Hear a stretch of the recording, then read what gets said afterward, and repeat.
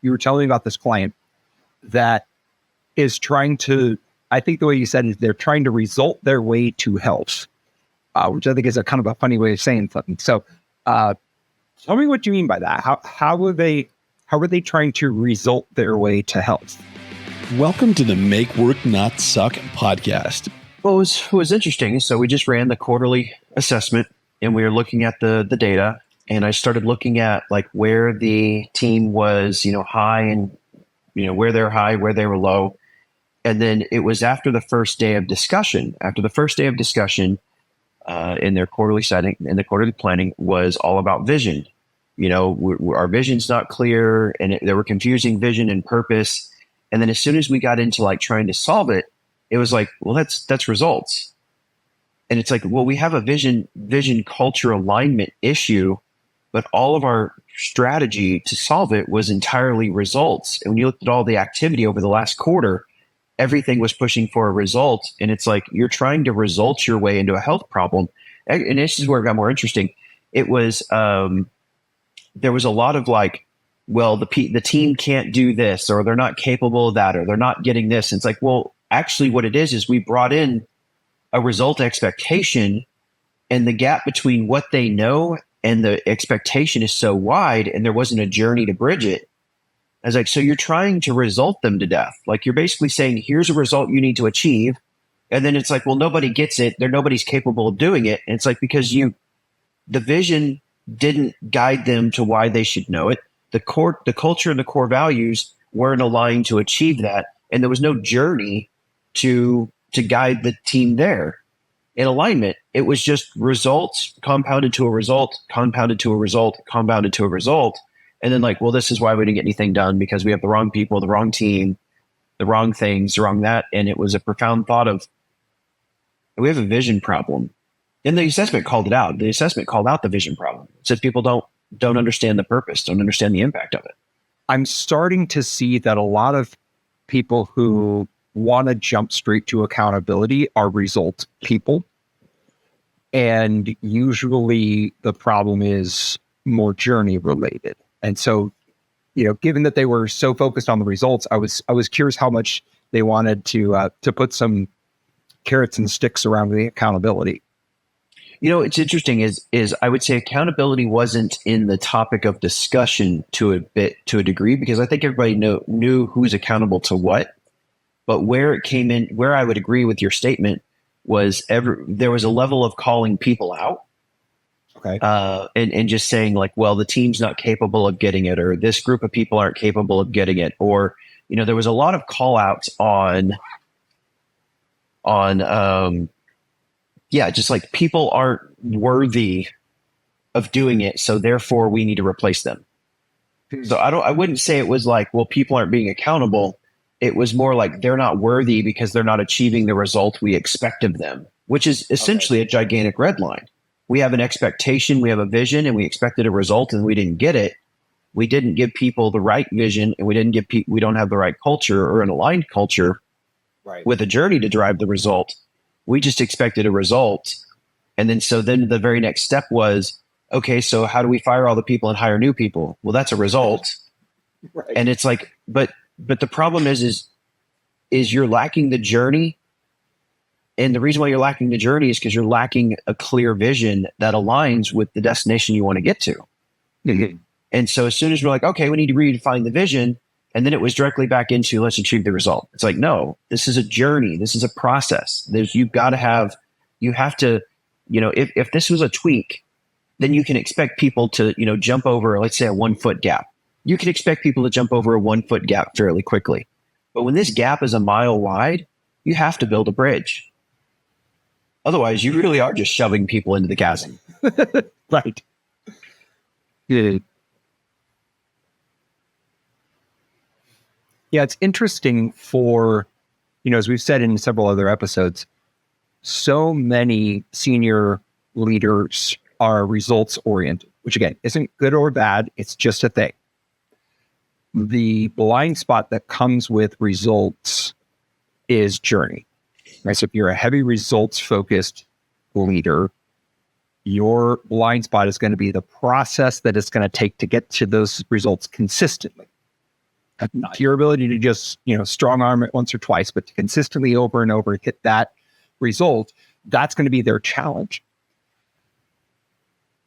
And I had a call this morning with a client who, really quick, new client. I've only had 1 or 2 calls with him. He's very clearly a results-oriented guy. And so I started kind of poking at the blind spot a little bit in this coaching call. How well do your people understand what's expected of them? And what was interesting is that he seemed to answer pretty well. I felt like he had some pretty good answers around what his people were expected to do. But the thing that ended up being the gap is, I think, around the culture.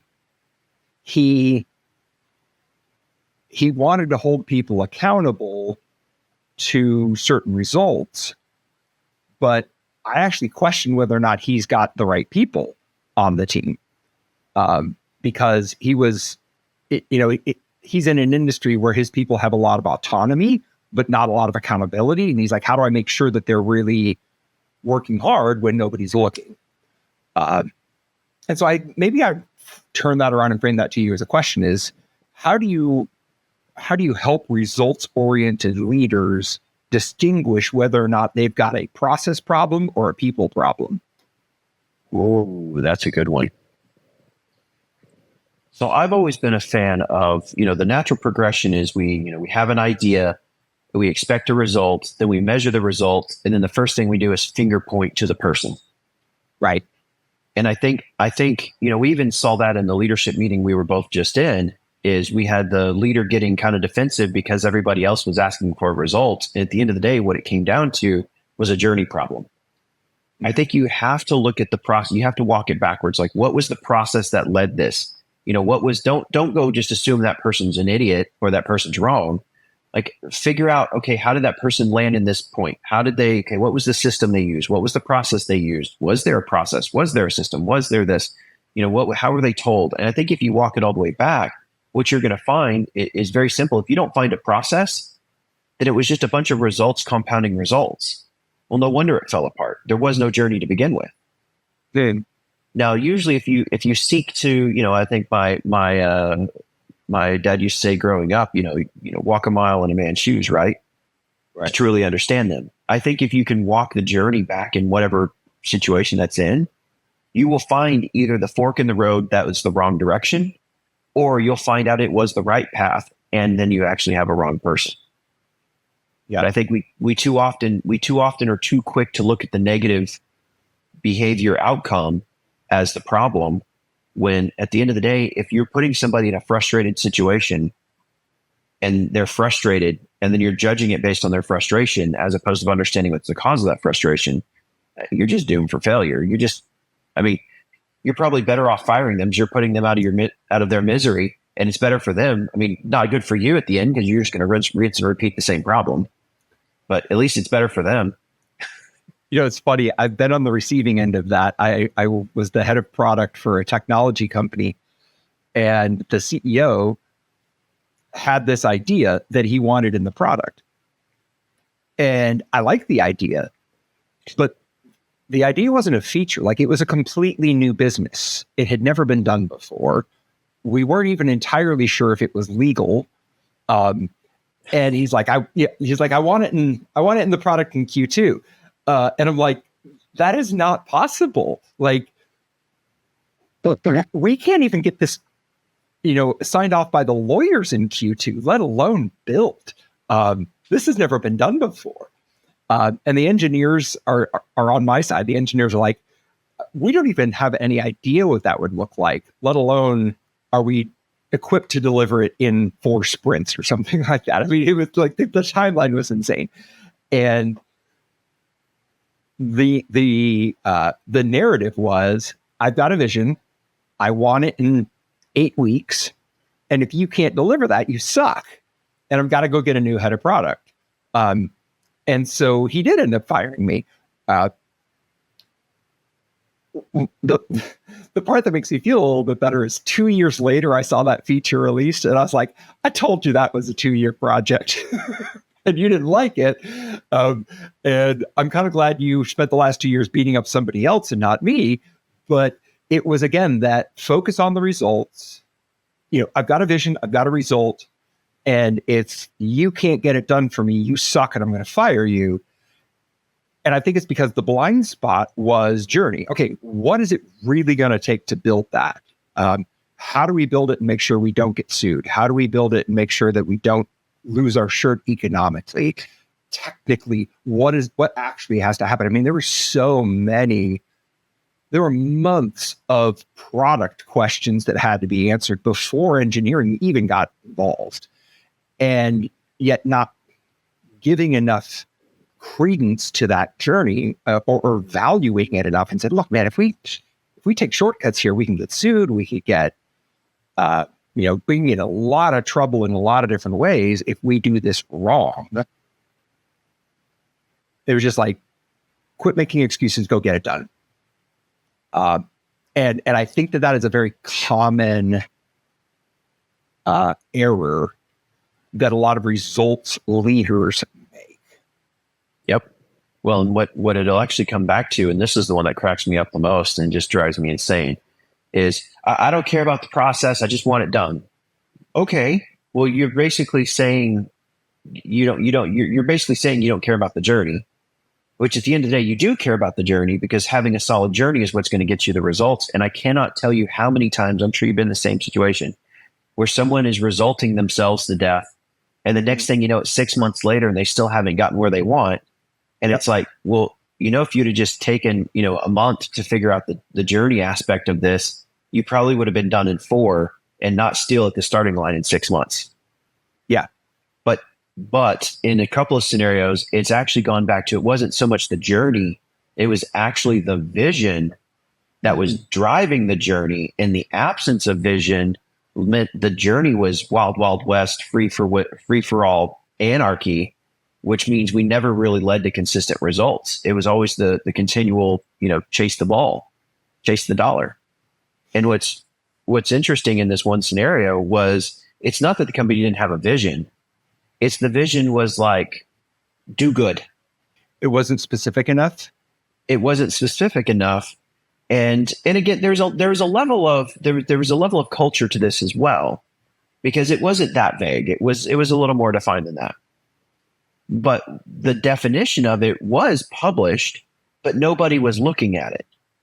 Nobody was using it. A new vision had been casted and had been put out there, but it wasn't instilled into the culture or into the journey because of the culture. Had it been instilled into the processes yet? Because that's one of the things that I think is one of the most common gaps, is we cast a new vision, we tell all the people, we expect the new results, but we don't actually go back through the processes and say, okay, this is how we've always done things. Does it still make sense to do this, or to do it this way, given the new destination we're going for? Yeah, I want to read this line right out of the assessment here. Okay, root cause. Low results score. This is a little lengthy here. Is the processor struggling to achieve the vision? The processors are struggling to achieve the vision because the gaps where they have not instilled the organization's purpose into the workflows. The gaps exist between the foundations of the organization, i.e. vision, journey, culture, results, and the connection between them.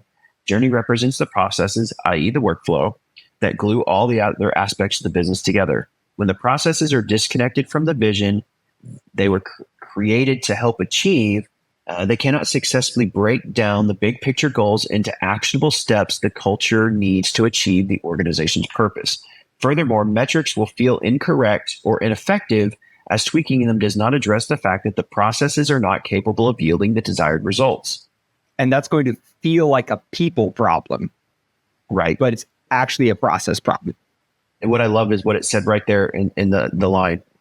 Processes are struggling to achieve the visions because the purpose has not been instilled into the workflows, into the process. So yeah. So the vision hasn't been instilled into the journey. And I think when that is the problem that you're dealing with, it's like we go backwards through the wheel when we're trying to problem solve, right? Like we go to vision, we go to results, we didn't get the result we want. So what do? We go to culture and we finger point. When in reality, If we go the other way, if we go, okay, we didn't get the result, what was the process? Okay, does that process achieve the vision? Is it alignment with the vision? Yes, it is. Okay, let's look at the culture. Do you have a culture problem? Whereas I think, again, we just go straight to culture, fire people, and then what do? We hire new people in that say, yeah, we can totally do it. And then we're in the same exact spot because we fire them. We fire them 18 months later too. Yeah, exactly. Yeah, the way I would answer that question that I asked you, how can you tell if it's a process problem or a people problem? I got another one. I got another one for you real quick. Okay, go for it. I'm gonna read this. I'm gonna literally read this from the assessment here. So this organization low on results, which to us tells us it's a journey problem, but they think they got a results problem. If this statement rings true, then your problem is one and the same. It says the results are showing that the processes are making progress towards achieving the vision, but the organization is still not where it should be. I.e., it feels like you're making progress. Everybody's working really hard. We're trending there. It feels like we're getting it. But when you look at the P&L, you look at the lagging indicators, it's like we haven't hit the growth targets we wanted. It says the problem may appear to be with the metrics. However, it is more likely that the underlying processes that results are measuring. Whether the workflows require effort. Whether the workflows require effort to be less rigid, convoluted, or simply more connected to the vision, your perceived frustration with the metrics are actually a symptom of the core problem. Your most likely root cause issue is Your most likely root cause lies within the processes. Yeah. If that statement resonates, you have a journey problem. I have almost come to a rule now in working with clients that before we fire anyone, I need to see the process documentation and I need to see the training that they received on that process. Now, every once in a while, there's an obvious culture misfit, sexual harassment, something clearly egregious that you're just like, no, you got to go. Bye. But at least my experience is that most people problems or most of what is perceived as a people problem is actually a journey problem. We haven't defined how we're going to get there, and we haven't trained you how to do the things you need to do to be successful. We've just defined a result, and we've assumed you know how to get there. And when you don't, we fire you, we bring in somebody else. And I just think that is unfair to most people. And yet I just see it over and over and over. I've experienced it. I've been a victim of it, and I've seen my clients try to do it. And I'm working my best to say, hey, before we fire that guy, can you show me where we defined what he needed to do to be successful and how we evaluated his ability to do that thing? And I'm not talking about the results. I'm talking about the journey to get there. And it's amazing how many times they're just like, well, what does that have to do with it? Well, and what's funny is you're talking about that, and there's a number of people that are going to resonate with this one. Is sometimes we confuse journey and results. So what we do is we go look at a process, right? And then what we do is we make more process, or we make more changes to it because we think that that's going to get us to the result. You're actually resulting yourself to death. Because that goes back down to... Give me an example. I think I'm following you. Give me an example. Oh, good Lord. There was one, it was the other day. It's like, well, nobody's following the SOP. So then they went in and they made more SOP to follow the SOP. And at the end of the day, what it was is that it goes back down to the vision wasn't instilled into the original process. So people didn't know why it was important, how to connect to it. So we had a health problem in alignment with journey, and we were measuring it with the result. But the solution wasn't to go back to journey and infuse the vision and the culture into it. The result was to drive a process to a new result, not to align it together. And so I think sometimes people they confuse journey as a result, because if you're resulting a process to death, that's not journey. That's still results. When you're going back through journey, you have to look at, does it fit the vision? Like, does this process guide towards the vision? And does the process and the vision with the core values, should that yield the result we want?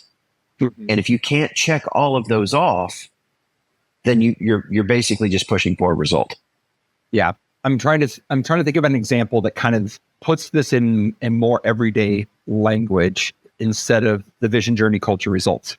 And try to come up with a recent example from a client. I'll give you an example. Okay. I hope this one works. There's 1,000,001 assessments out there, right? Right. This one organization has done 2 or 3 of them. And what they're doing is they're looking at rolling out another one. And it's like, why? Well, this one's going to provide a better journey for the people to better connect the culture together.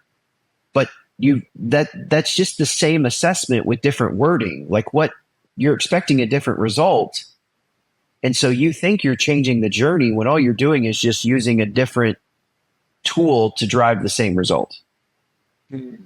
So it's like, these companies that run, first they run Myers-Briggs, then they run DISC, then they run Strength Finders, then they run Kobe, then they run, EDL or whatever that one is, and so forth and so forth, expecting a different result when all you're doing is you're using those to hope to drive a result, as opposed to using each one of those as a tool, because all of those are phenomenal tools. You only need one of them. One of them will get you the result you want if you use it correctly. Yes. Right. And so I think that's where I would say, in some cases, using that one as assessments is, I think we do the same thing with processes. This is our communication policy.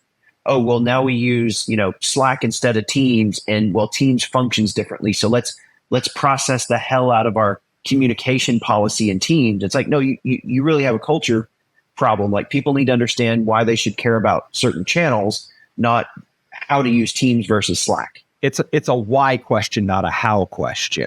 Right. And when you keep trying to modify the how, you end up pushing for a result. Yeah. No amounts of how answers a why question. And yet I see a lot of managers and even executives make that problem of, well, let me explain to you exactly how to do this. It's like, no, it isn't about that. It's about, why should I care? I know how to do it. I just don't want to, because you haven't given me a compelling reason to. Well, we'll use just a recent experience, with a head of finance quizzing the head of marketing, and the head of finance, being a very results person, dealing with all the numbers and financials, was asking very results driven questions at the expense of the journey. And the head of marketing was getting frustrated because of the results focus. Whereas once we finally got traction is when the finance person said, okay, let me understand the experience and the journey and the process and what we're trying to do so that I can correlate it to the results. All right. Any final thoughts on how to not result your way to a health problem? I think this one falls into the definition of insanity. Like, if you've had the same rocks, the same goals, the same objectives, quarter after quarter after quarter, and you're not getting traction, you have a journey problem. Now, it could correlate to, the vision. It could be a vision component of it. It could be a culture component of it, or it could just be journey. But you got to bounce over to journey first, and then test the waters, and then continue from there. Yeah, I would say maybe even go a little further back, making sure that the vision is really clear, and concise, right? Because many vision statements are just too fuzzy to enable you to narrow down the journey. Right? I think it was the Cheshire Cat that says in Alice in Wonderland, if you don't know where you're going, any path will get you there. And I think that's how a lot of companies operate. It's like, well, our vision is to make lots of money, so anything that makes money is now a viable path. It's like, no, we got to do way better than that. That journey needs to be much more exclusive, so we can say no to many things and say yes to a few things. But if your vision isn't clear enough, I can't say no to anything. And so no wonder people are all over the place and we don't have any momentum. We don't have any rhythm, right? Sharpen the vision, then go to the journey and say, okay, if that's the vision we want to achieve, what are the paths that are most likely going to be successful for us to get there? Make sure the people are bought into that. Right now we're moving from journey to culture.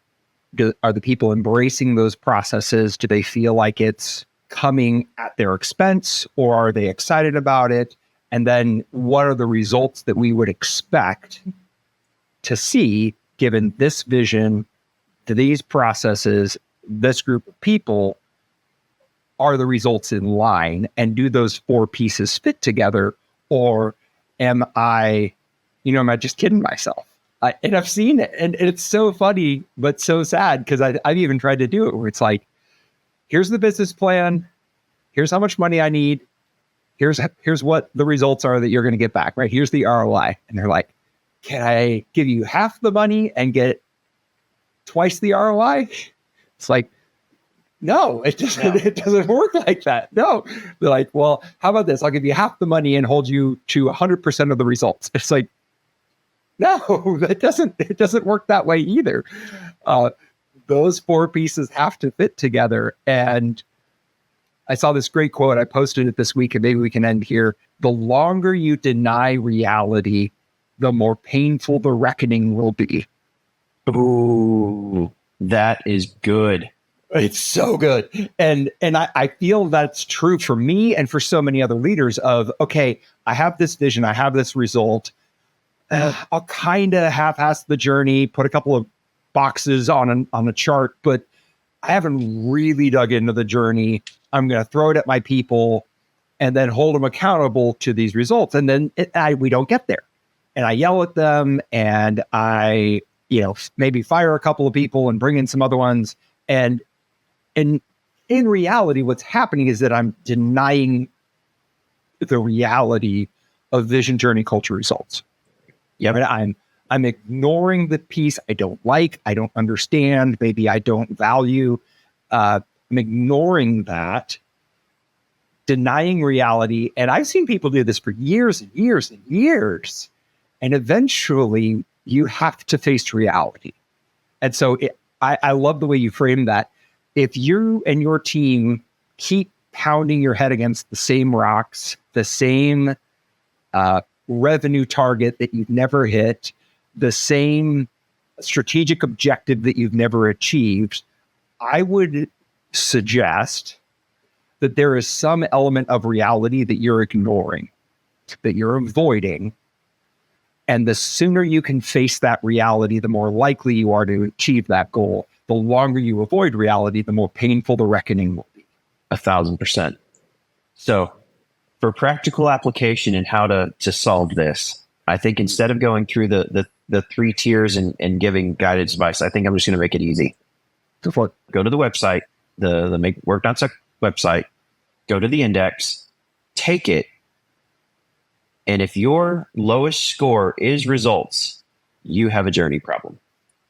And if you're very curious, have your team take it, or your peers, or whoever you want to do this with as a group, go in and take it, all look at your results, average them together. And if your results is the lowest, you have a journey problem. If you're an organization leader, executive, and you want to know what your entire organization was, or what I read out on the screen earlier is straight from the OraCore and Org Analyzer. And so if you want to know it across your organization, we can run the analyzer on your business, and it'll give you the exact results we're talking about. Till next time. Make Work Not Suck, our podcast that talks about exactly that, our process, vision, journey, culture, and results. We present real-world business solutions that make the difference.